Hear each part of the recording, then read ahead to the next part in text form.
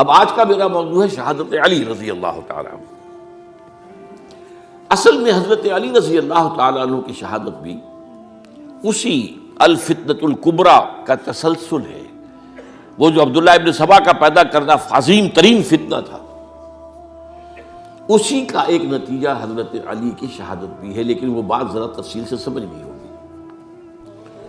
اور اس کے لیے میں ممنون احسان ہوں، حال ہی میں ایک کتاب چھپی ہے، ڈاکٹر سید رضوان علی ندوی، وہ محقق ہیں تاریخ کے، انہوں نے بڑی تاریخی تحقیق کے بعد جو باتیں بیان کی ہیں وہ میں آپ کے سامنے رکھ رہا ہوں۔ عرب میں جنوب مغرب کی کونے میں جہاں یہ یمن بھی آباد ہے، اس کے اوپر نجران ہے، اسی علاقے میں یمامہ کا علاقہ کہلاتا ہے۔ یہاں ایک قبیلہ آباد تھا، بنو تمیم۔ یہ جو لوگ تھے بڑے کرخت مزاج، جنگجو، اکھڑ، ضدی، اور جس بات کو ایک دفعہ مان لے اس پر اڑ جانے والے اور مر مٹنے والے۔ یہیں سے فتنہ پہلا اٹھا تھا، سب سے بڑا جو نئے جھوٹے نبی کھڑے ہوئے تھے ان میں سب سے بڑا تو مسیلمہ کذاب تھا، یہی تو علاقہ تھا۔ اور اس کے خلاف اس فتنے کی سرکوبی میں کتنے صحابہ، 1200 صحابہ ایک جنگ کے اندر شہید ہوئے، جن میں 500 جو ہیں وہ حفاظ تھے رضی اللہ تعالیٰ عنہ اجمعین۔ تو یہ لوگ جو یہ تھے بڑے زوردار تھے۔ اس قبیلے کے بارے میں حضرت عمر رضی اللہ تعالیٰ عنہ نے ایک بڑی عجیب حکمت عملی اختیار کی۔ ان کو وہاں سے اکھاڑ کر اور ایران کی سرحدوں پر آباد کر دیا، اب جہاں پر جہاد ہو رہا تھا، تاکہ ان کے اندر جو یہ جنگجوئی ہے یہ اب اس مقصد کے لیے استعمال ہو، اب وہ دارالاسلام کی توسیع کے مقصد کے لیے استعمال ہو، اور وہ ہوئی۔ حضرت عمر نے 2 چھاونیاں بنائی تھی رضی اللہ تعالیٰ، کوفہ اور بصرہ، کیونکہ ظاہر بات ہے کہ اب جو اسلام کا دائرہ پھیل رہا تھا اور اسلامی حکومت پھیل رہی تھی، اور زیادہ تر جو ہے مشرق کی طرف پھیل رہی تھی، ایران اور خراسان وغیرہ کی طرف، تو اب مدینے سے اس کا کنٹرول اتنا آسان نہیں تھا، فاصلہ تھا، تو چھاونیاں بنائیں تاکہ یہ اس سرحد کے اوپر یہ موجودہ مرکز رہے، یہاں فوجیں موجود رہیں، کہیں کوئی بغاوت ہو تو اس کو کچلنے کے لیے وہ قوت فوری طور پر دستیاب ہو سکے۔ یہ لوگ ہیں کہ جو عبداللہ ابن سبا کی فتنے سے سب سے زیادہ متاثر ہوئے۔ ان کی مزاج میں وہ کجی تو تھی نا، حضرت عمر بھی ان کا جو ایک مضبوط کنٹرول تھا انہیں دبائے رکھا ہے، اور ان کا رخ جو ہے ایک دوسری طرف موڑ کر اس سے اسلام کو فائدہ پہنچایا۔ لیکن اس کے بعد جب فتنہ جو آیا یہ عبداللہ ابن سبا، تو سب سے بڑھ کر یہی لوگ اس کے ماننے والے، اور انہی میں سے وہ لوگ تھے جنہوں نے جانیں بھی دے دی ہیں، جنہیں حضرت علی نے زندہ جلایا ہے، اس لیے کہ وہ کہتے تھے کہ علی خدا ہے۔ اے علی تم خدا ہو، تم ہمیں آگ میں جلا رہے ہو، یہ تو تم ہمارا امتحان لے رہے ہو۔